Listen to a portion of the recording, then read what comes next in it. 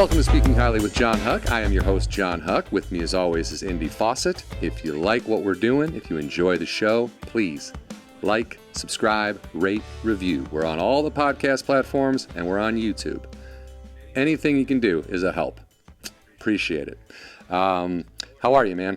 Doing well. That was quick and concise. Yeah? I like it. You're well lubed up today. You know, we've done a lot of podcasts. And I should have said speakinghighly.com has all you need, right? Oh, wow. Speakinghighly.com. I love it. Yeah, see, I'm getting better at this promotion shit. It's taking a while, but I'm getting better. Today we're going to talk about Father's Day. We're going to celebrate Father's Day. This is our Father's Day weekend show, if you will. Indy and I are not dads, but we each have dads.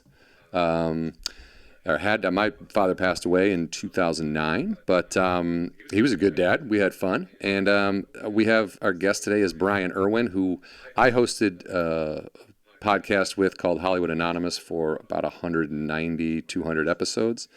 But Bryan's got two kids, and he's always been, like, since he had his first kid, I knew him then, and, you know, you watch somebody kind of change and grow over that time, and your priorities shift, and what you want out of life and what you think is good and what you know is good change. And he's done really well, you know. I mean, he's had a lot of help from his wife, is a good mom and everything. It's not like he's on his own, but his kids are cool. His kids are smart and funny, and, you know, I think they're going to do all right. And I do think it starts at the top. It starts with your parents. But I just wanted to run over a few. I know I don't do this often, but I thought this was funny. Father's Day was founded in Spokane, Washington, at a YMCA by, what's her name? Sonora Smart Dodd, who was born in Arkansas, and her father was a Civil War vet. So from Arkansas, this dude fought for the South. Wow. But his wife passed away or left, and he raised 7 children on his own. And as he was getting older, this woman was like, Mother's Day already existed as a holiday. And she's like, we need to do something for my dad. So what was the year? June 19th, 1910 was the first official Father's Day.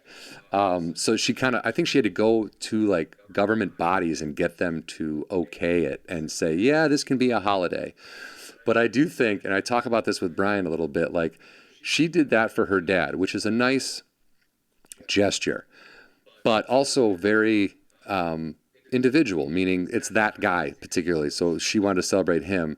And then all of a sudden the rest of the dads in the country are like, wait, what? A whole day that you want to hang out with me and be around? No. I don't want that. Like, most dads want to just kind of under the radar and chill out and just do their thing. And Father's Day makes that impossible now. So that just made me laugh. But this episode is for all the dads. I know it's not easy, and you don't get a lot of credit because most of the time we are idiots, men in general, but dads in particular are not portrayed well in commercials, and they're always morons who can't do anything. But also a huge part of who we are and how we grow up. So enjoy my discussion with Bryan Erwin about being a dad. Happy Father's Day, everybody. All right, guys. Bryan Erwin, how are you? I'm doing good. Thanks, Jon Huck. It seems like it's been forever and a COVID since we've seen each other. It has been over a year and like 4 months or something like that. In person. I've seen you online. I've seen you on the computers. And what we got going on in the background here, it looks like you're like Close Encounters. You're like Richard Dreyfuss. Is this like your 1980s? Oh, yeah. So, well, I'm a huge Spielberg fan. So to the right, you're seeing the poster of Close Encounters. In the far corner, which you can't see, but I'll pull it off and show you. When they redid Close Encounters, I went with my son Elliot to show it to him at the currently and sadly now defunct Cinerama Dome. Cinerama Dome, yeah. And R.I.P. so he and I went there, and I took this photo because we were the only two in the movie theater watching Close Encounters of the Third Kind. We did what I was taught by a stranger of all things. We played Hooky Day, and I took him. I took him out of school and brought him to the movie, and we watched. You know what? That's a new thing, I think. the grabbing your kids and taking them out of school. Like, would your parents have ever done that to you? Not without me faking one of my 17,000 headaches where my mom's like, I think we need to get your head scanned because you leave school a lot with headaches. I'm like, yeah, but that's okay. you having never ask a doctor, Mom. Just ask me. I should still stay home. Yeah, no, it wouldn't. There's no way my dad would be like, hey, I'm going to take you out of school. My dad would go crazy when like he'd come home. What are you doing home? What are you home for? Oh, there's a school holiday. Holiday? What the fuck is the holiday? And then it would be some arbitrary like general, and someone was like, oh, it's Pulaski Day. Pulaski Day? What are we doing? Go to school. Like he would lose his mind at how many days off we had during the year. And as kids, you want, of course, every day off you can get. But you want every day off, and your parents unfortunately came from a different generation, specifically dads, which is funny. Your dad is not that far from any dad, which is they also want a reason to bitch about whatever happened in their lives previous to you, and they use those moments like that. I didn't get Pulaski Day off. I'm so sick and tired of this. It's the first you've heard of it. You heard about it 3 minutes ago. Well, I'm sick and tired of it. That's so true, though. But like, how do you? Because I met your dad. We had your dad as a guest on the Hollywood Anonymous podcast. That was actually a really funny. Although I feel like at the end he was just done. He was like, and he just kind of walked off, and we were like, he did walk away. That's right. I forgot about that. He literally just kind of got up. He ended it. He left. Yeah, and we were like, and that's the show. We just sort of like ended. I forgot about that. That's so funny. But your dad is a level-headed. He was like he's a solid guy. He was a good dad. You know what I mean? And from what I gleaned off you guys talking and the conversation and him in general, just knowing him a little bit, what have you taken from him and used like with your kids? Like how have you? Because I understand and I do believe that every generation really just wants their kids to have more than they did and be better than they are, and sort of like it's like an evolution of your genes kind of deal. Like if you go way back, I'm sure you had a dickhead great-great-grandfather, and then if you're white and you go far enough back, there's a huge asshole in your family. There's no way to there's no way to get around that. But how far do you have to go back? Could it just be within the immediate time? Me? I don't have to go that far back. I'm saying with me. I'm just but it depends. I don't know your grandfather, your great-grandfather, but I feel like neither did I. Every generation is like tries to be a little bit better, and is like you ideally learn from the mistakes of the past and try not to repeat them, and add some sort of positivity to the future with your kids. Right. So are there things that you specifically catch yourself doing where you're like, oh, that is totally something I got from my dad? And I don't mean in a negative way. I mean in a positive way, like in a way that's like, oh, thank God I got that from my dad. Well, I do get upset about the littlest thing, so that would be the negative. I've caught myself.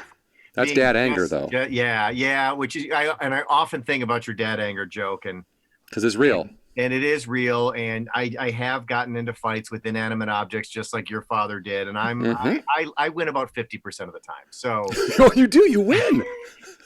I don't think I saw my dad win one of those fights. It was just like defeat. What I learned is the only reason why, and it is true, it does apply to parenting, specifically dads, what we're talking about. It does apply because you don't know where else to go. And the reason why you choose inanimate objects is because the goal there is to win. And it's sad when you don't. But anyway, that's besides the point.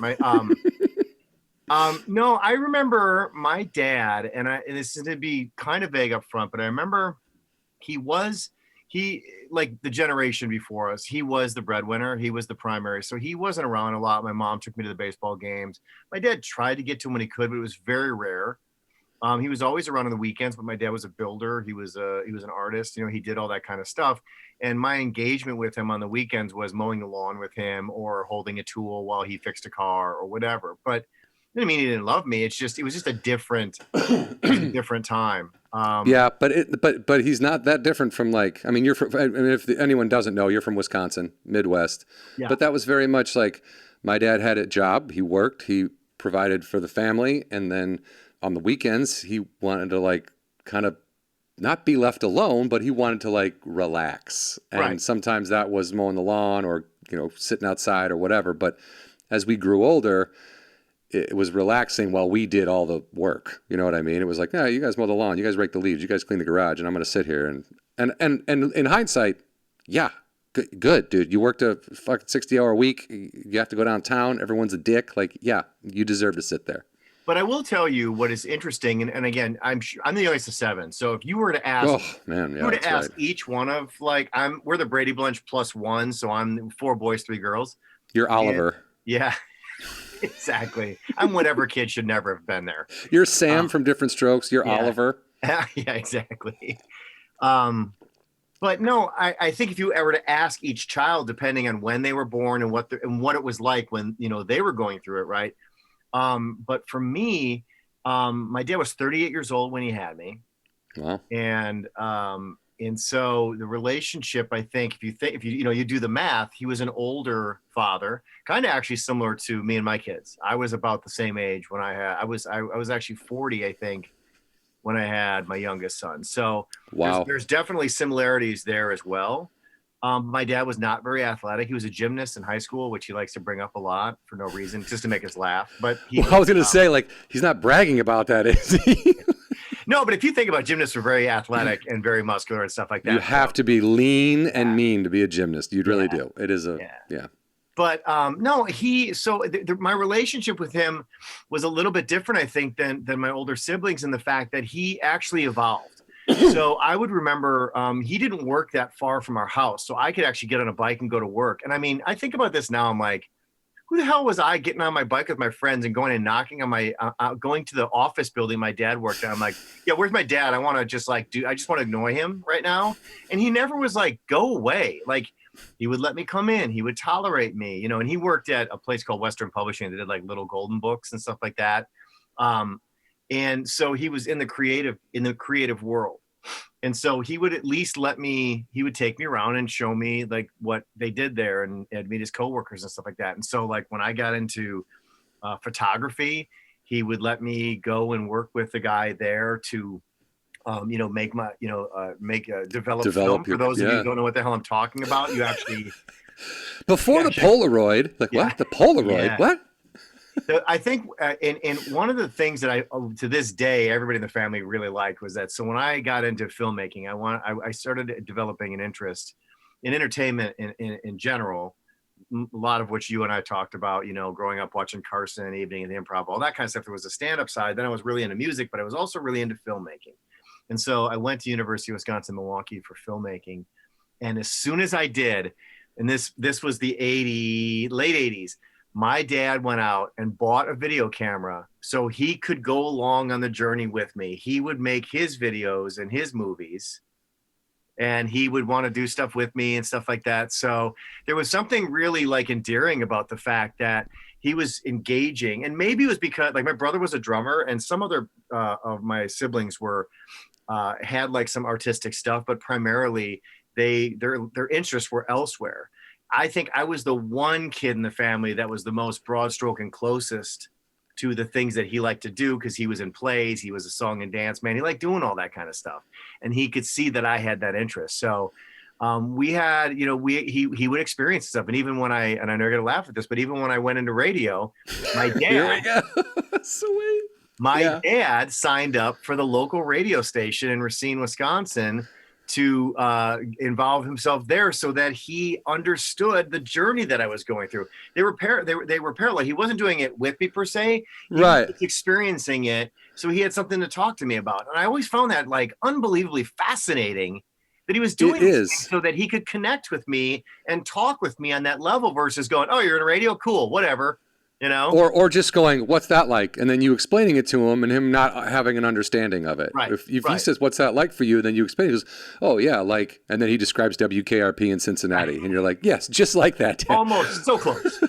So close. But was he retired at the time when he was doing that? No. Or did no. So he was working on top of trying to keep up with what you were doing. Yeah, I'm trying to remember when he retired, but I think he may have been retired by the time I did radio. But definitely, obviously, not when he was not retired when I went to film school in Milwaukee. So it was that stuff. And I remember him telling me also that he read this book called Iron John. and it was a transitional book. I'm gonna not be able to say much about it because it was so long ago. But really, what the book was about men really understanding that they don't have to be men, and they can actually love their children, and they can show emotion. They can say the words "I love you," right? Like they can, and that's not a sign of weakness, right? So he kind of went through this, I think, phase where he started understanding, like, yeah, I wasn't there for my kids a lot because of my job, and imagine trying to make a living for 7 kids, right? So of course, Jesus Christ, dude, I can't even make a living for myself. How am I going to make a living for 7 kids? And the funny thing is, I never held it against him. When I grew up, I was like, yeah, that's what dad does. He was engaged when he was around as much as he possibly could be. Yeah, he didn't ignore you. He wasn't like a deadbeat or anything. He was busy. He wasn't. He didn't come home, grab a bottle of whiskey, sit down in front of the TV, and tell us all the stuff. Shut up. Yeah. So, I mean, so when I look back on it now, I think because I experienced a lot more of that side of my father than maybe some of my other siblings did, I definitely see how that I've taken on that role with my kids very early on. It's no surprise to anybody that knows me. I'm very engaged in my kids' lives. I volunteered at their schools. I'm their coaches for everything that they do. You were a PTA president. Yeah, I was. If you are going to take those 2 terms, 2-term president, if you were to take those steps I mean, my mom was a PTA president. The shit that she would endure, that she had to deal with the teachers and the parent. I mean, it's a parent-teacher association. It's back and forth. It's a fucking tedious, nonsensical bullshit that probably doesn't even need to be discussed. And if you just used common sense, you could figure it out on your own. But they have to have a PTA. They have to have a fucking person running that. And for you to take those steps to endure all that, there clearly is, you not only want to help your children or be engaged with what they're doing, you want to make sure that it's being done right and that people aren't just completely fucking up their education and their fucking lunch hour. And yeah, I mean, what you're describing, and let's just not beat around the bush. I was a helicopter parent. I was involved in everything. I was around nonstop.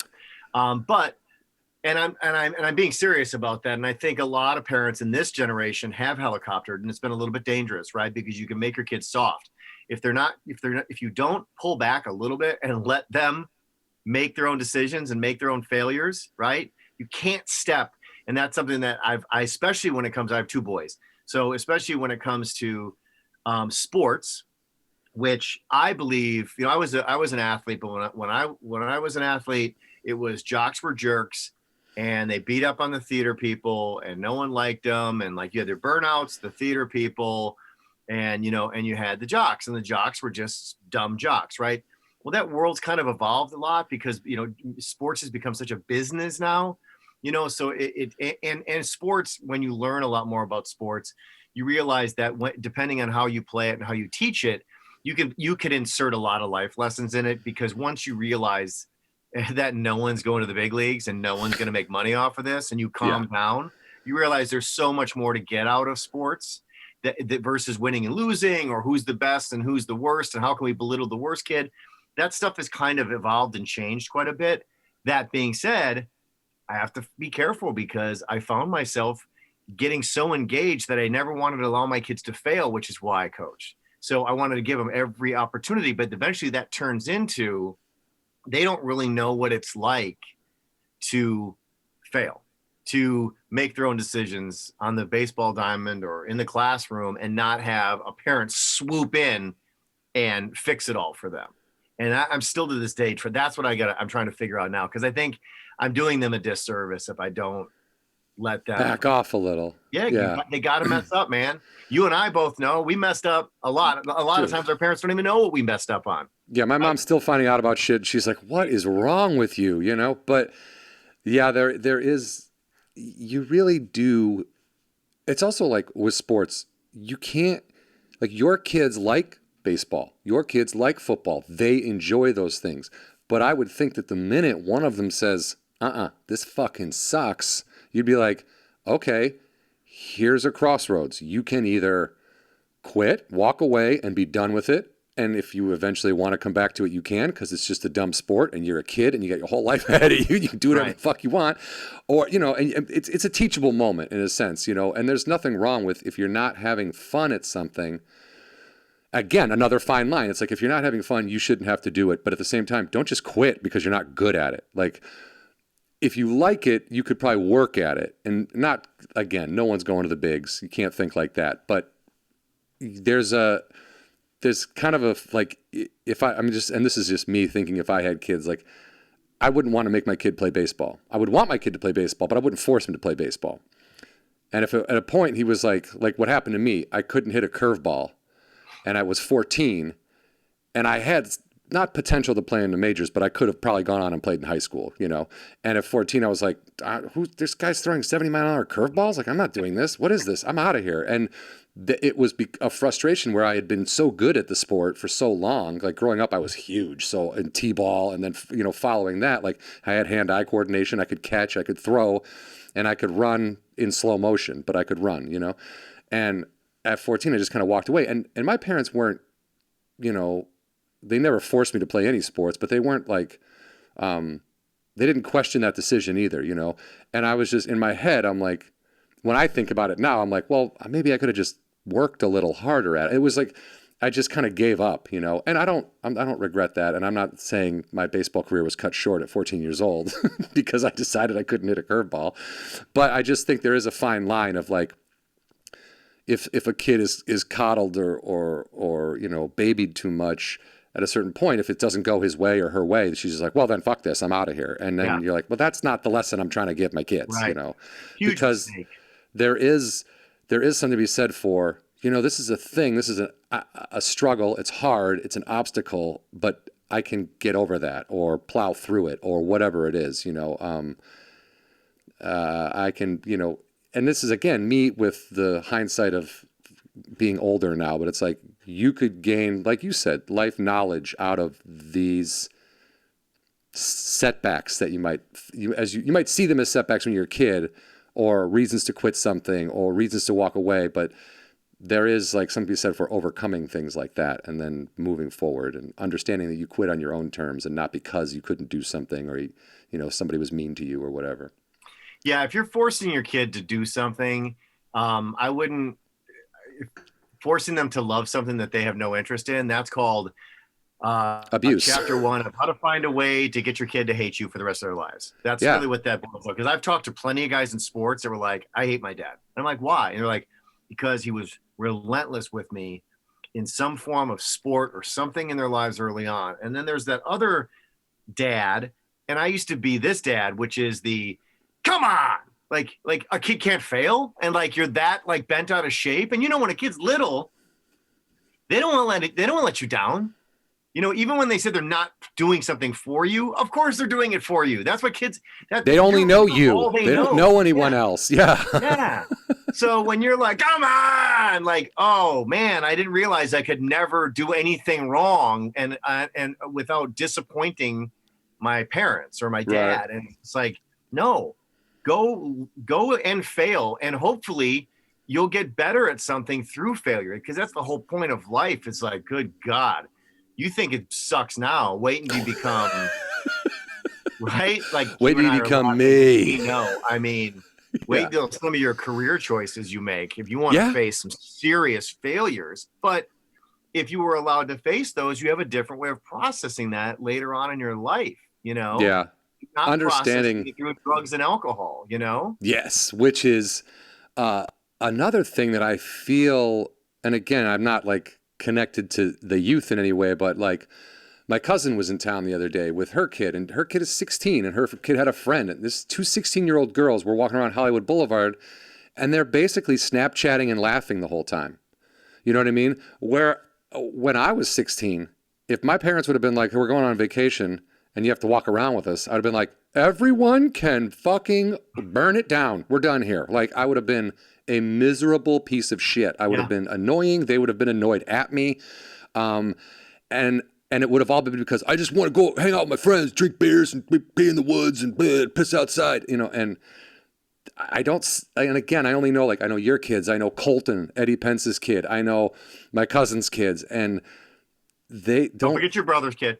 Yeah, but she's like, you're very young at this point, you know, but these other kids are growing up and they're getting to be that age where I would rather spend my time with my buddies toking up and boozing it than I would going to school and learning anything, you know, but I don't see these kids that way. They don't, and maybe I'm just the dumb adult who's like, hey, well, these kids they're good kids. And meanwhile, they're out like, hey, fuck you, we just robbed you. I don't know, but I feel like there's just less of again, it's an evolution of humanity. It's just like, we don't need to get hammered at 16 years old. There's no need for that. I think you know? Really what you're saying, John, is that because there are still troublemaker kids. And I think the difference is and it goes back to two things, I believe. That this is what I'm learning anyway, and I'm still learning, is that one, enjoy the time that you have, because it is a very short period of time, right? I'm already getting close to losing one of my kids to moving out of the house. And you've known me forever. I mean, that's a crazy statement for me to make, to think that one of my sons is really close, is way closer to going to college than he was shitting a diaper. It's like, it's crazy, right? Like, so it's a short window. So you have to start learning how to enjoy the experiences for the now, whatever that experience is, the good and the bad and the ugly of it. It's a journey together, and you just try to make the best of each day, versus trying to predict the future, challenge the future, do everything for the future. And it's like, if you do that with your kids, if you drive, you're not enjoying what you have now. And part of it means you have to let them also be a part of the decisions of where that drive is going, what those experiences will be, so that everybody, you know, can be happy together, you know. I don't know, man. It's just, there's a very, what you said, like you said it a couple of times, like now, in the now, like the future is a thought form. It's like, oh, I think, yeah, okay, that's all you can do, because you cannot say, definitely, it'll happen. No, you don't know. It's everything past right now, like further than right now, is a thought form, and everything past you is unchangeable and sort of a dream. You don't need to dwell on it. You don't need to get super hypercritical. If you made a mistake, you can grow from that mistake, and you can move forward into now, into the present moment, because that's it. That's all there is. Like, it's such a bizarre, like the history of the universe is so massive and so widespread and is so violent and so crazy, how stars were made and planets, everything shot out. And then in this little tiny Earth, little people are made, and their lifespan is even littler. And the fact that any of us are alive is a fucking miracle. You know what I mean? And I had a point, and I forgot it. But you'll make a great dad. Yeah, no. And on that note, you guys know what I'm saying. Now get out of here. Wait, well, what? dude, that would be that's why I don't. I mean, that's part of the reason I don't have kids. Is I don't have the patience at this age to. Children are. I find them to be annoying at times, and I don't. And I know everyone. Stanhope has a great bit where he says, people tell you if you have a kid and if you don't like kids, you should have a kid of your own. It'll be different. He says, what if it's not, though? What if I get this kid and I just he's crying on an airplane and I just want to squeeze a lemon into his eye? This is like, what if I just hate him? And I wasn't worried. I'm not worried about that, but like, just, I'm not interested in it. It doesn't hold any kind of like, oh, I want to do that, you know? Well, you know how I feel about that. I actually agree with the fact that if you don't want to have kids, don't worry about it. You know, over 80%, almost over 85% of all humans have a breed, right? So, oof, man, that's a lot. It's okay for those that don't. We have enough, is what I'm saying. We have enough. And quite frankly, if you're not going to put the time in to give a shit about something, because it is not easy to raise kids, right? We just got a puppy, and dude, I'm going to lose my mind. So, like, because a puppy is like a combination of a baby and a toddler and a serial killer and, and it's just an escaped prisoner.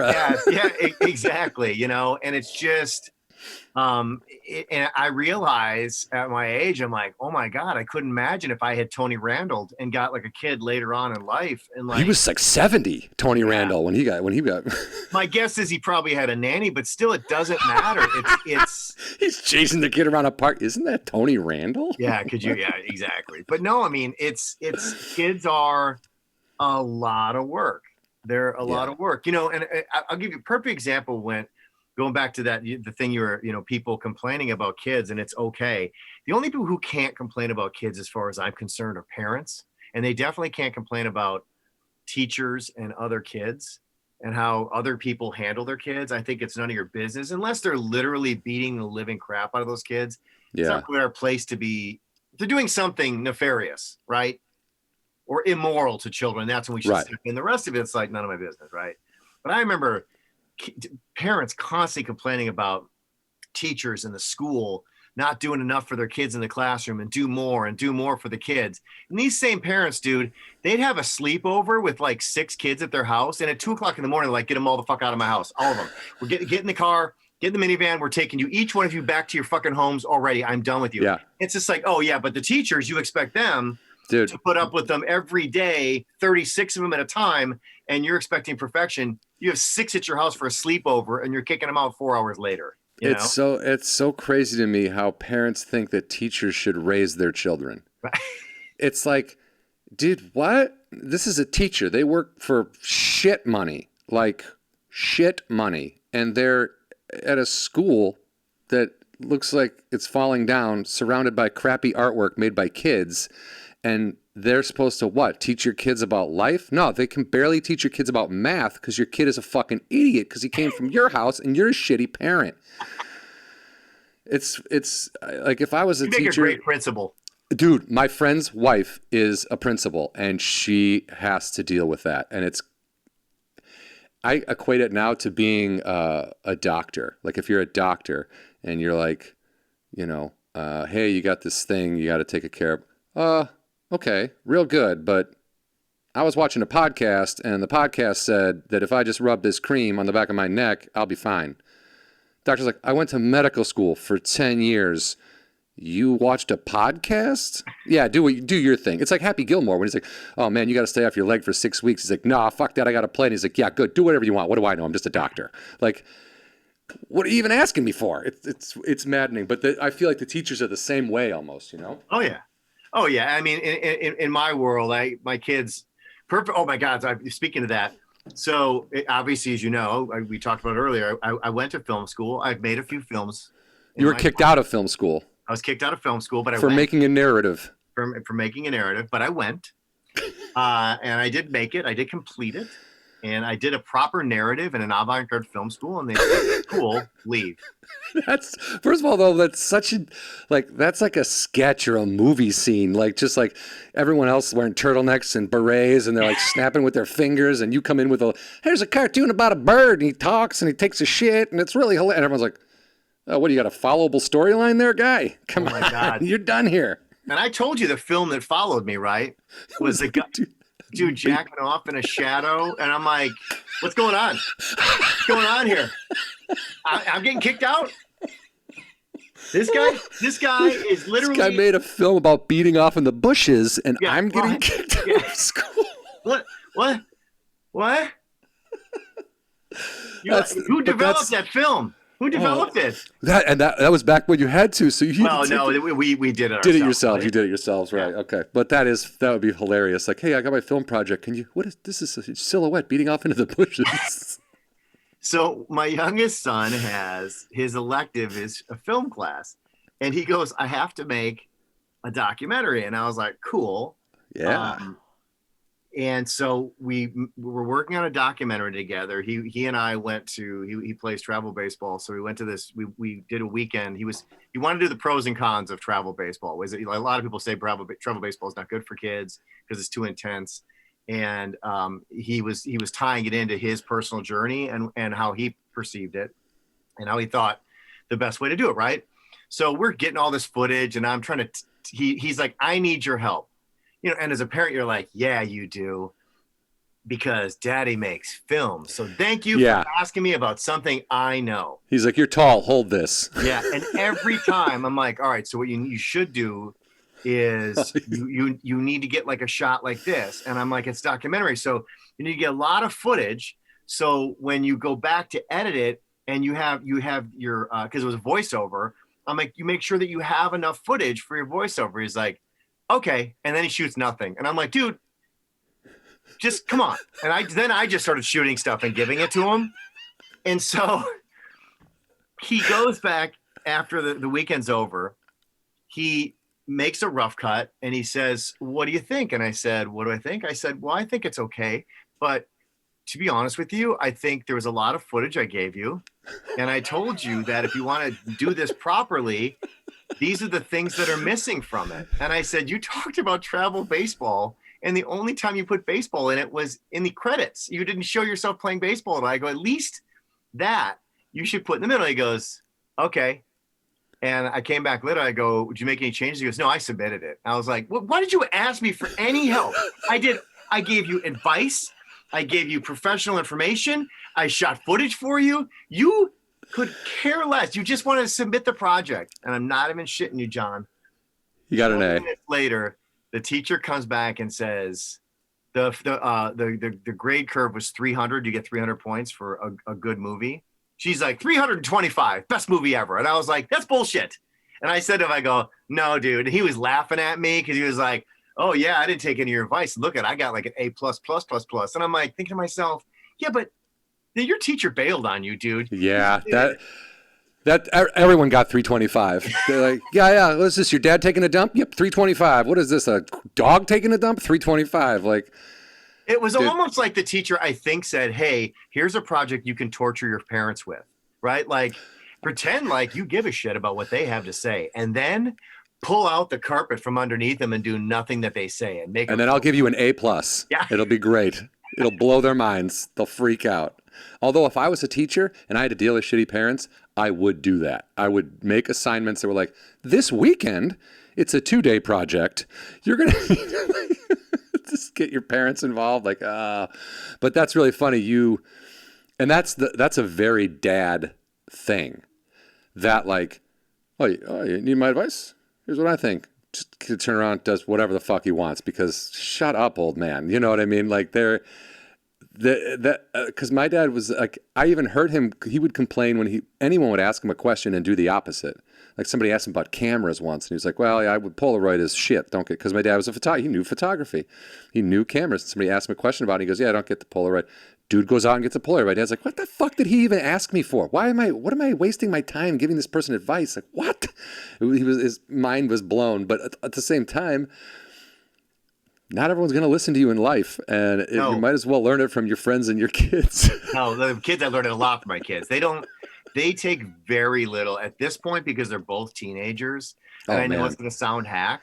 Nope. But they really don't take a lot of advice from me anymore. When they were like 9, 10, I mean, dude, if I said something, they're like, this guy knows what's up. They're like, this guy, Dad, clearly has done everything in life. And he is a specialist. He is a life specialist. So to the T, what big superstar dad says, as soon as they get to a teenager, like this bum. As soon as they get to a teenager, you know what happens? They go to school. They look at you like, I'm sorry, what have you done in your life? They go to school. And their friends show them a YouTube video of you, and they're like, is this your dad? And they're like, yeah, we don't listen to him anymore. I mean, that's another thing that you have to, as a parent now, that parents in the past never had to worry about. Like all the dumb shit my dad did when he was a teenager or when he was in his 20s or when he was in his 30s or whatever, none of that's on the internet. No. You know, if he wanted to be in a band, if he wanted to play the banjo, if he wanted to do, he could do that and fail at it, and it never goes on the internet. It just lives in his own mind as something he did, you know, and that's fine. But like now, you know, you're a comedian, you're an actor, you're a filmmaker. You've been doing these things since you moved to LA, if not before. So there's a lot of stuff that you've done that's funny and lowbrow and farty and, you know, dicky and pussy and whatever other words are in there that like they can find online now. Dude, it's funny that you said that. So I got a call from a friend who remained nameless, who begged me after he found out that his kids had found a video that I had made with him that included a double dong dildo. Oh my And they God. were sharing it all Over the and they place. couldn't, they were, and he was like, he couldn't handle it anymore. He's like, he goes, I don't like to be this guy, but he goes, I got to stop this. Can you please just take this off your YouTube page? And I was like, yeah, I get it, dude. Because I mean, after a while, it's like, hey, is that your double dong dildo, Dan? Oh, all right. Like, and the thing is, at the time we did it, it was a cheap, easy joke. It was funny, in context of what we did and when we did it, it was really funny. But years go by, your world changes, your life changes. You incorporate people that you have to manage, right? To go to what you're talking about.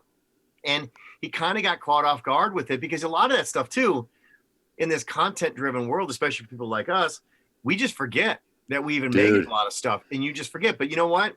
That doesn't, that rule still applies for people like on Facebook and Twitter, like specifically Facebook more. Like the crazy wacky photos probably 12 years ago that people were like putting up at parties they were at, and then 8 years later they get married and they start having kids and they forget. Nobody looks at their posts from 12 years ago. Not till it pops up as a memory and you're like, oh my God, I did what? And you're like, holy shit, I got to delete this now. Yeah. And I can't even imagine going to your kids in like a really serious moment where like you've got to set them straight. And they're like, hey, double dong dildo, like, Dad. Really? Roll tape. And as they just hold up its phone and be like, is this you? You doing 7 minutes at the Improv? Like talking about mom's vagina? And now all of a sudden milkshakes? Yeah.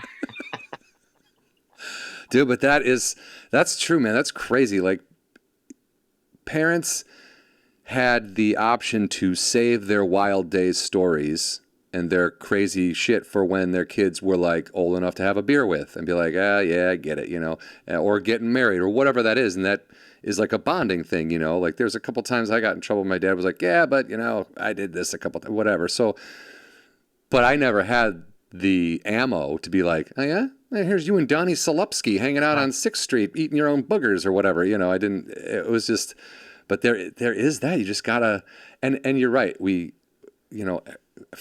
I moved out here when I was 23, 24. The videos that I made between 24 and 30, I don't want those online. I don't need any of that online. Like you, but again, this is why I get upset when people go back into someone's tweets from 10 years ago and they're like, look at this piece of shit. And you're like, let's talk to them now. Because my guess is they're not that piece of shit anymore. Yeah. Because if you look at just the way, like in general, I'm talking about myself at this point, like all those things you say and do in your youth that are dumb or whatever, there's a place for them in your growth. And then you realize out of whether it's horror or you're terrified of people finding you feel stupid, you grow beyond that. That's how growth works. You can't expect someone at 15 years old to be as wise as someone who's 50. It's just not they don't have any life experience. Their world is this big. At 50, you've been out, you've seen some people, you've been to other countries, you know what I mean? There's life. You've lived a life. And at that point, you've met, like I said, you met other people. You see that your struggles are really not as different as other people's struggles. And everybody has a shitty time every once in a while. It's like, but as a kid, that shit doesn't register. Your world is just you and your friends, and that's all that matters. But when you get on the internet, it becomes the whole world. So yeah, I definitely know, at least for me, the way I've kind of, if it was to come up in the future, I kind of go back to, I would definitely lean on what you kind of already brought up, which is evolution. Like we all evolve. What concerns me about society now is the inability, or to want to forgive, and or the inability to believe that people make mistakes and can right their own ships. and for them to think that they don't make mistakes or they will never make mistakes. And I don't want to live in that world. I don't want my kids to grow up in that world and be that type of judgmental. I'm okay with all the culture shifts that are happening. Don't get me wrong. I think all these culture shifts were long overdue, and I think that they will shape a better future for us by far. But we're kind of in the transitional phase right now, and I'm raising kids in the transitional phase right now. And I think that we all kind of have to be careful and judge each scenario based on the now versus the past. And also, how bad was the past? And how much have they evolved from that, right? I mean, it's like, because it varies. It's not all one thing. It's not, you know what I mean? And that's what I want my kids to understand too. It's not like this whole idea of like, what'd you just say? I'm done with you forever. You are Satan. Moving on. Look, if that is what makes your life easier, rock and roll. But I can tell you right now, for me personally, I've never seen it make anybody around me, this whole idea of just, I'm pissed at you, I'm pissed at you, I'm pissed at you, I'm never going to forgive you, I'm never going to forgive you. That doesn't make you happier. It actually makes you more miserable. And you're now creating a miserable world for yourself and for the people that you have done that to. And anyone around you. Find a way to come together, evolve, and learn. Yeah, even if you cut those people out, you're still making, you're correct. You're still miserable, and you're making everyone around you miserable because you're miserable. It's like there's a like holding grudges and being pissed. Over the last year and a half, 2 years, there's definitely been people that I'm like, okay, what we had has run its course, and that's fine. I'm not mad. I'm not angry. But this is it. You know what I mean? Like but that's what life is. Like, I'm not friends with everybody I went to grade school with. Do you know what I mean? I am friends with at least 4 or 5 kids that I went to grade school with still, but like, and I don't mean to say like in a using way, but like, you have a friend and when it's sort of like, you can grow apart. It can happen between husband and wife. It can happen between, so that kind of shit is normal, I think. You know what I mean? To just be life okay. is chapters. Like, I was just talking to Nate and I got together yesterday, and we had Cordry, everybody. Yeah, we had our post-COVID. What things have we learned in isolation, and when everything's taken away from you, what are the things that you are taking away from it when you get your life back? And we kind of talked about. I shared with him, the one thing that I've learned having been on this planet for 50 years is that, movies, television shows, books, all those things, those chapters, those acts, those were not things that were put upon us. Those things were created by human life. Life created acts. Life created chapters. And to go back to what you were talking about, and this is kind of the stuff that I talk to my kids about, it's like, they went through that one of those phases already. It's like when you're in elementary school, everybody there, your teachers, your friends, this is forever. And it's like, it's not. Or like your first girlfriend or boyfriend, it's forever. Or your first television show, your first job in television. Like, this is where I'm going to be friends with these people forever. Yeah. And you're like, where did everyone go? Yeah, wrapped. Goodbye. It's just not. And I think for what I'm trying to get them to be a little bit ahead of the curve from when I was, is don't take it personally when it ends. It's okay. The people around you and the things that you do in a certain time, it was for that time. It's that chapter. It's that act. And you may run into people in the future and you can be pleasant with them. That doesn't mean you have to rekindle anything. That doesn't mean that you have to, argue about why you didn't stay friends. People move on. They do things in their lives. And you should be able to accept that. And sometimes it comes back around and sometimes it doesn't. But it's acts, it's chapters, and it's okay. And every chapter and every act serves the purpose of driving the story forward. So again, it's like an evolution of spirit, humanity, intelligence, whatever. But yeah, that's why everything I've done in my past, it's dumb that I cringe at so much stuff, and I think you can't be mad at it because all the shit, all the mistakes, all the fucking dumb shit I did, instead it's like, it led me here. And this is good. You know what I mean? Like, I understand that I'm not that person anymore, and that through the course of working on myself and figuring it out. But again, that is part of the men can have feelings and men can do, you know what I mean? Which I've had relatives say on the other side of my family that are like, well, hey, you're a man who can actually say what he feels, you know? Right. And it's not, you know, but I'm being compared to a guy who went to Vietnam at age 17. Right. You know what I mean? So yeah, we had some different lives. You know, at 17, I was like, I'm not going to Magic Castle, Mom. Not Magic Castle, Medieval Times. You know what I mean? Like, it was like, I'd yell about dumb shit at 17. Meanwhile, he's like, I'm waist deep in a swamp, like, you know, fucking enemies around. Like, it's a different life, you know, it's just different. So everyone's going to be different. But at the same time, there is more of an understanding that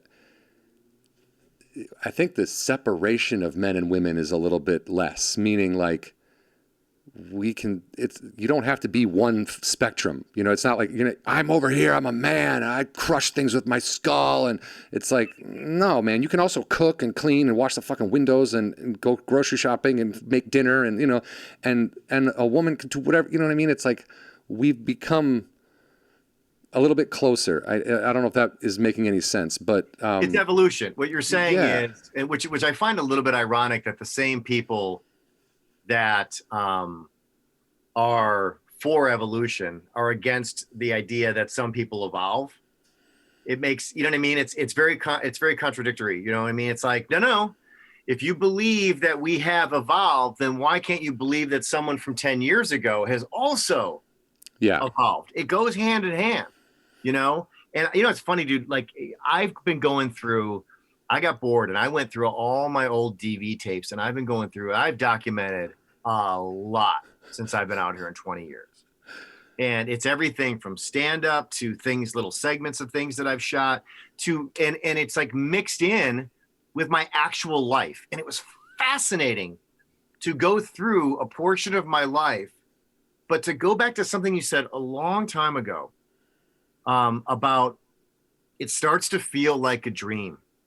And so what happens is I'm looking at these like old videos of myself, like doing stand-up or something, and I'm watching it and I'm like, I don't remember any of this. Like I'm looking at a stranger on that screen, right?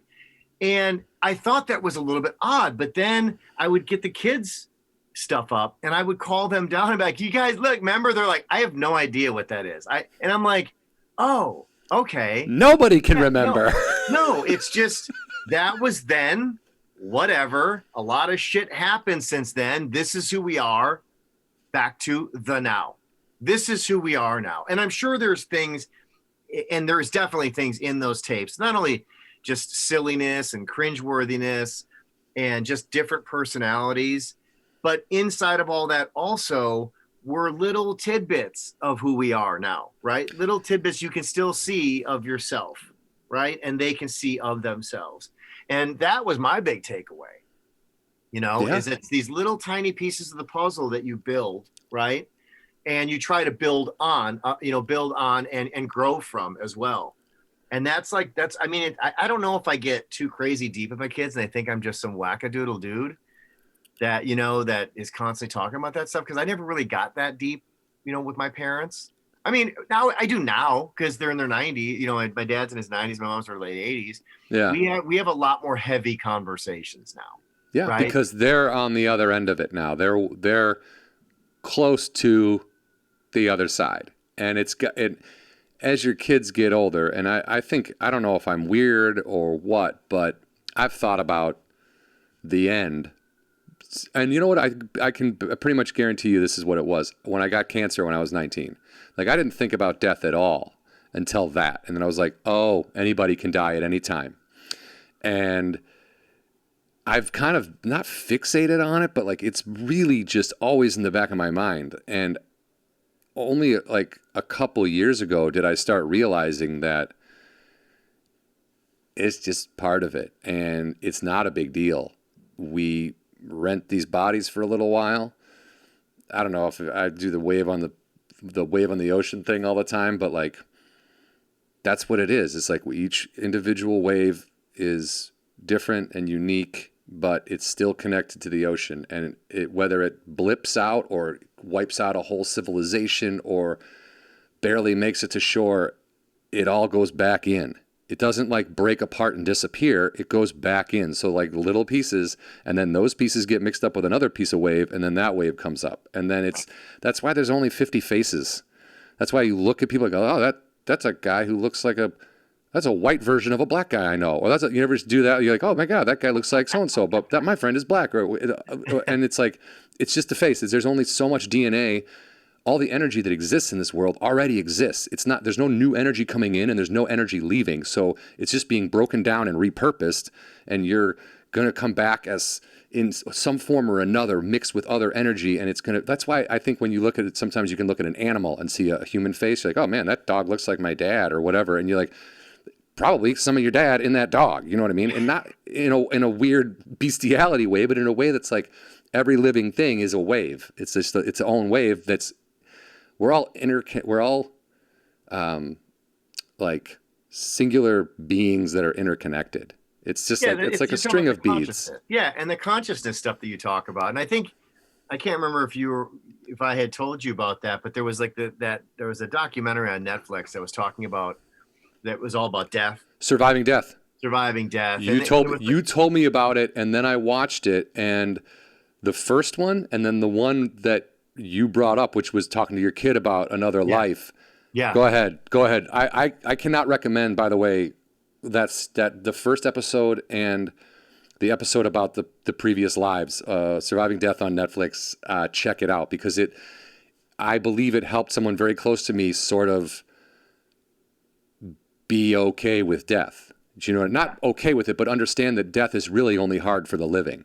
Like once you die, you're in it, man. You're back out there. You know, it's kind of exciting. You know, you're not going to be like, I'm Bryan and I'm in the afterlife, but it's going to be, it's like David Bowie said, I don't know where I'm going next, but it's going to be weird, you know? Yeah. And, by the way, Defending Your Life is a great movie. If you want to, completely different, but everybody should watch Defending Your Life. One of the great Albert Brooks. I agree with you. That documentary, the only thing I didn't like was when they got too into the mediums and stuff like that. Yeah, that got goofy, and that was janky. But talk about your kid, because that's what made me really be like, that's real. That's real. Well, it goes back to, and for a long time since I've known you, you've been kind of talking about consciousness and stuff like that, and how the consciousness leaves the body, the vessel and all that kind of stuff. And again,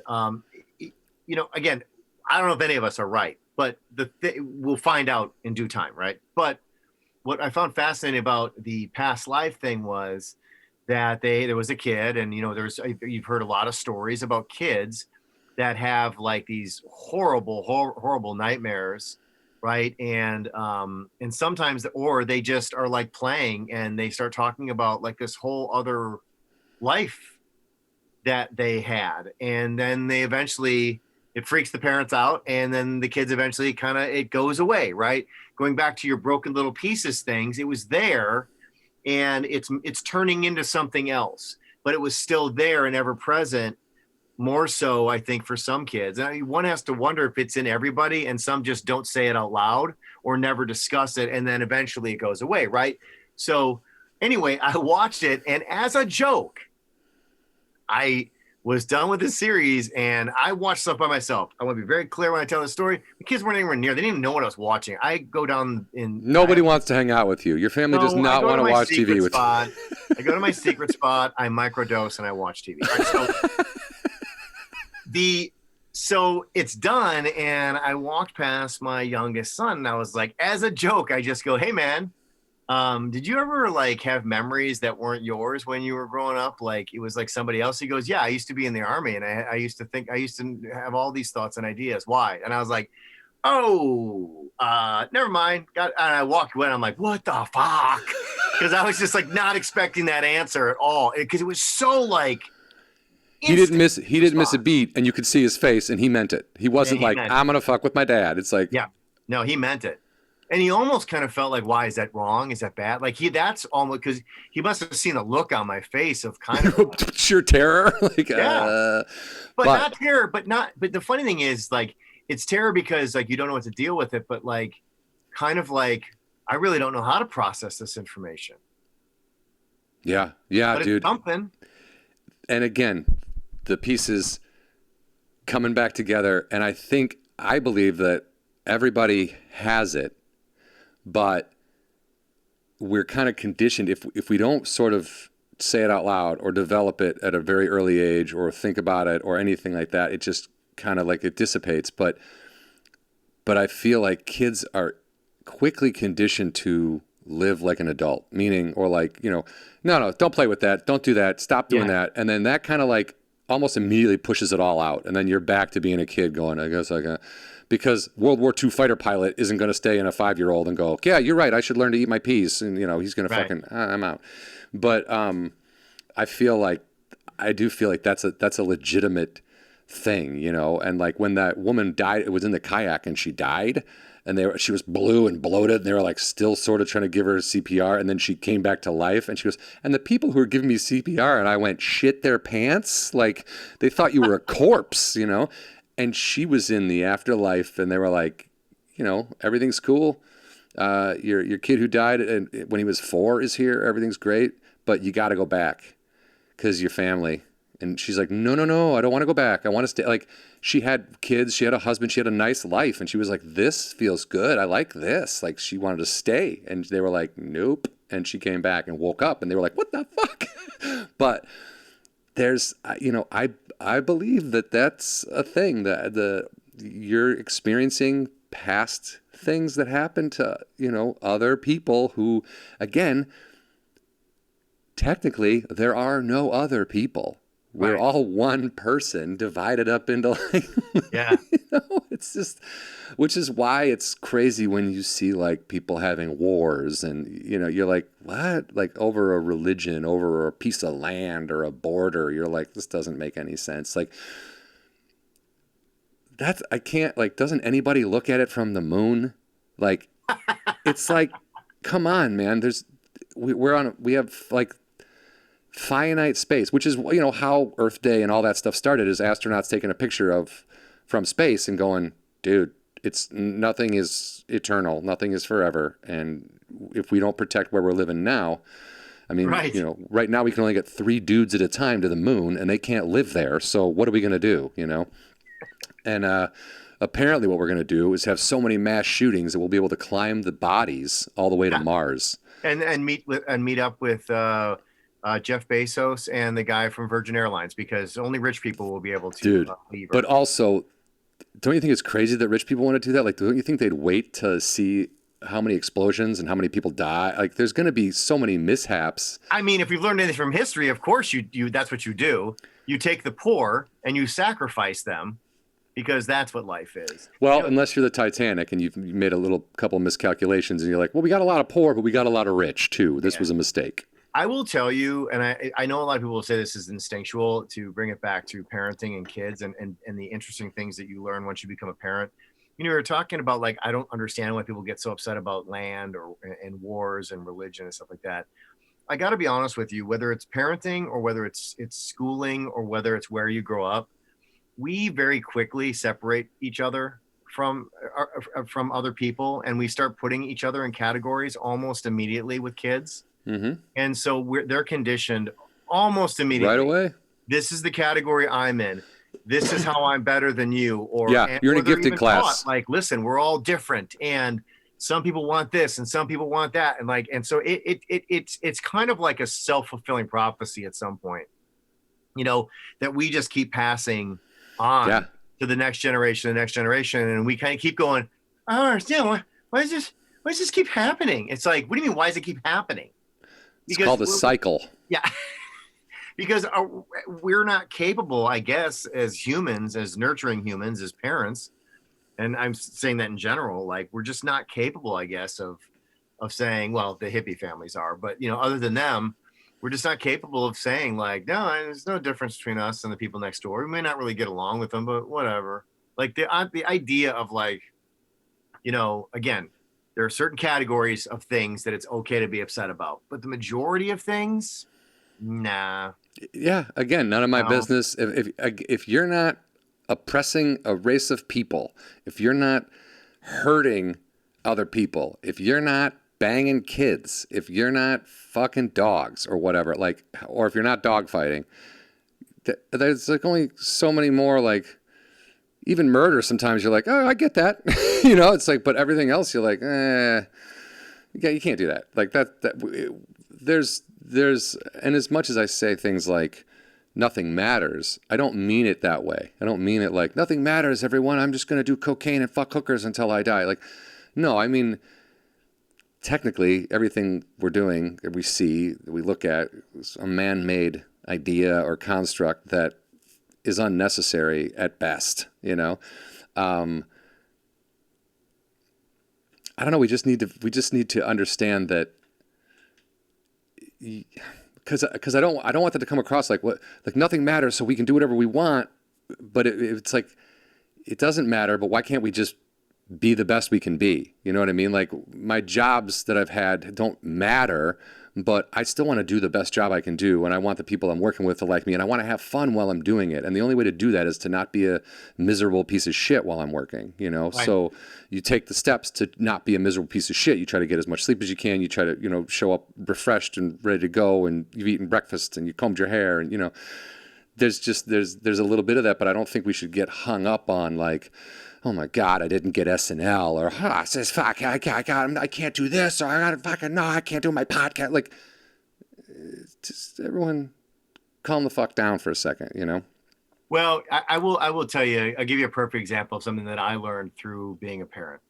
So we went to baseball practice, and it's a really nice field in a not very upscale, let's just say a lower class neighborhood, where people are probably struggling paycheck to paycheck all around us.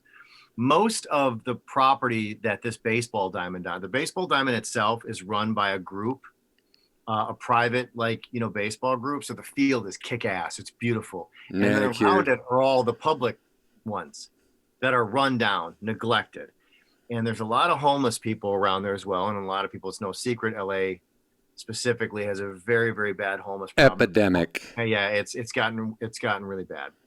And so what happens is we show up to these practices, and there'll be some homeless people on the fields. And I remember saying something to the coach. I was like, yeah, I saw there was a couple homeless guys there. And he's like, yeah, but dude, where else are they going to go? Like, he totally caught me by surprise, because I thought he was going to be like me. I was very protective, right? Like, I did the immediate thing that we've been trained. There's something wrong with them. They're going to harm my children. They're going to harm me. There's no way that they are just homeless and living their lives. They've got their problems, whatever. Even if it's drugs, the bottom line is they're not looking to hurt anybody, right? So I was immediately on edge, and he went into this whole spiel about how privileged we are. And he's like, look at this baseball diamond. He's like, absurd. He's like, no one plays on this damn thing except us and a couple of their teams. He's like, do you think any of those people across the street, in all those rundown apartments, don't you think they'd want to play on this baseball diamond if they had kids? But, we won't let them in. And he just went on this whole thing. And I was just like, kind of jaw dropped, like, God, I didn't have perspective. It really stuck with me, right? And you can't escape the homeless problem around. And especially when you have kids, the older they get and the older I get, I'm so hyper aware of my actions. They are watching my actions and how I react to other people. Absorbing all of it. Absorbing it. And so my son and I happened to get to the baseball diamond the next week a little bit early, and there was a guy that was on the grounds. So I walked over while he was in the car, and I said, hey, man, I was totally nice. I'm like, some kids are coming here. They're going to be playing baseball. I'll tell you what, we're going to play until 7:00. If you wouldn't mind just stepping off the field, and I don't care what you do after we leave. I really don't care. I just know that right now you can't be there. And he's like, oh, okay. And he kind of left. And then my son came over, and he's like, what'd you say to him, Dad? He was all excited, like, Dad handled the situation. I was like, and I told him, please leave. And if you don't, there's nothing I can do about it. Yeah. And it was in that moment that I realized, I'm like, okay, this is really important. What I say to him next is extremely important. So I conveyed that. And then he and I started playing, and I started feeling really bad that I had sent the guy away. I could tell he was down and out. and I was looking for him because when the practice started, I wanted to go across the street and buy him some food because I saw him digging through the fucking garbage. And it just really like hurt me to my core. And so my son comes over and he says, Dad, I saw you bird dog eyeing that guy, like making sure like he's not coming back. And I was like, oh, no. And I was like, no, actually. And that's when I realized, like, I wonder what my previous behaviors must have been to have him believe that, because my son is a sweetheart, man. Like, that's not his thing. He's part of the new world. Like, that's just how I see it. But obviously, I must have had some more gruff behavior towards these people, or in just the past that they've seen towards them. Yeah. In the past that he had already seen. So his assumption was I did that. And I was like, no. And I explained to him what I was going to do. And I couldn't find the guy in the end.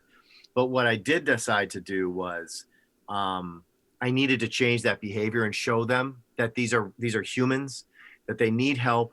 And you should never ask. If someone asks you for money, I know your predisposition is to not want to give them money because you think they're going to do drugs. They're going to do something bad with it. But you have to get to the point in your life where, like, is this dollar bill or 25 cents that I'm handing them, is my worry about what they're going to do with it outweigh the humanity of giving it to them? You have to get to that point, right? And also look at if maybe drugs and booze are going to help them. So who cares what they do with it? Or it doesn't, but you can't prejudge. You don't know how they got there. You're not, and it's not your place to sit down and ask them, well, I need a story before I can give you this money. Like, fuck all that shit, right? So my goal was to basically take $365, $1 a day. So we have that money, and that if we happen to cross paths with somebody and they ask us for $1, we have $1 every day for one. If we run into somebody, I want to be able to show them that $365, yeah, I'm sure we could use it. Absolutely. And it looks big and it looks really impressive when it's all together, but it's not. This is not me tooting a horn or anything like that. It's not killing us, and it's definitely not changing their lives. But that's not the point. It's a building block. Does that make sense? Yeah. And that's all it is in our family is 365. Here's a buck. Here's humanity. I'm not going to ignore you. I hope your life gets better. And then my kids start developing a different sense of when they walk past people. They don't walk past them and go, ugh, bums, losers, wrecking our neighborhood because you know what I mean? Like, I need to change that mentality. I think it starts there. Yeah, dude, it does start there. And the other thing I would say is that even if you don't have $1 and somebody asks for it, it's okay to say, no, I don't have anything, but give them look at them and say, hey man, I'm sorry, I don't have anything right now. Yeah. You know, best of luck, whatever it is. But like, don't brush past them. I mean, everybody, human beings are all the same. Everyone wants to be heard. Everyone wants to feel respected and loved. And everybody has lost something, is afraid of something, is after something, is running from something. Like there's not that much difference between. And also, what your kids are going to learn is that there's not much separating them from homelessness. And that's not to say you don't take care of them and they're not going to have good jobs, but like, there are many people out there who the rug was just pulled out from under them. It wasn't like they were like, I'm going to do heroin for 50 years and then wonder why I don't have a place to live. It's like there are people that were working and then they lost their jobs, and with, their skill sets don't allow them to work with computers or whatever it is, and then they don't have parents that can give them money, or they don't have a family that can take them in. And then where are they? You know what I mean? So every story is different, but also every story is a human story. It's like, it's sad when it's like all kind of shitty choices. Like, well, I decided heroin, and then I decided more alcohol, and then I decided, but like, and those people can turn it around. And then also we have a raging mental health issue in this country that's not being properly addressed. So it's a combination of all things, but I just think, if you can teach your kids to just show that you understand that everyone else is human too. It's like, we're just different, but we're the same. I mean, to me, the idea of the dollar is to begin the connection. And Absolutely. again, I'm not saying kids, you have to go out and change the world. That's And not find someone right now to give $1 to. Yeah, but it starts there, and it may get you to start thinking about things in a different way of like, well, what else can I do in my community? How can we make this world and this place like little pieces, little chunks? I think if every single person just kind of like starting at home, think globally, act locally, a good, healthy home life first, right? And then branch out from there one step further, not go from like 0 to 60 and try to change the world. And when no one listens to you, fuck you. And I'm over. I'm done. I'm out. I'm canceling all my social media. That's it. Right. Like it's just like, it's a process, right? Like, so that's really what I'm trying to get. I want them to start understanding that life is a process and you can do little things along the way. And maybe it becomes something bigger. And over time, you can look back and see that how it started. Part of something. Yeah. Because everything starts somewhere. I mean, there was a time in history when Eddie Van Halen had never played a guitar. You know, he played the drums, and then he started playing his brother's guitar. And I mean, we have Van Halen. You know what I mean? It all starts from like, he didn't just pick it up and go, hey, and this is Eruption, and then this is Running with the Devil. That's what started. He said that. He was in his room and he went deep. No, but he must have played some notes. What are you doing in there? Deep. I don't know. They're like, do you want a guitar? No, I just like making the noises. All right. Well, how about you play guitar instead of making those noises? Because those noises are annoying the shit out of grandma. Yeah. But everything, like, it's just one step at a time, and no step is too small. It's like you have to take the step, though, and for your kids to like understand that, you know, yeah, here's $1. It's okay. It's just you're a person. Like, that is the beginning of them understanding that, seeing that, and then eventually, like you said, more change will come, and they'll do bigger and better things, and then they'll have a firmer grasp on the situations they're in, even more so than we had. You know what I mean? Like, I look back when I didn't know anything about anything, and I thought I knew everything about everything. It was like, what did I think? I basically became like I was a kid. I was like a teenager who's just like, I get it. Life. Yeah, I understand life. And now I look back and go, yeah, you fucking idiot. You didn't understand anything. No. And everyone goes through that. You know what I mean? I don't think I'm special in that way, but that's a start, and it's kind of a start that a lot of us didn't get, you know. My dad wasn't like, yeah, here's $1, go give it to a homeless guy. No, there was none of that. So, you know, that's a good move. Smart. Well, I don't know if it will be or not. I just think that it's better than the speech of like, you know, these people need to pull themselves up by their bootstraps. Oh God, put themselves in this situation. You know what I'm saying?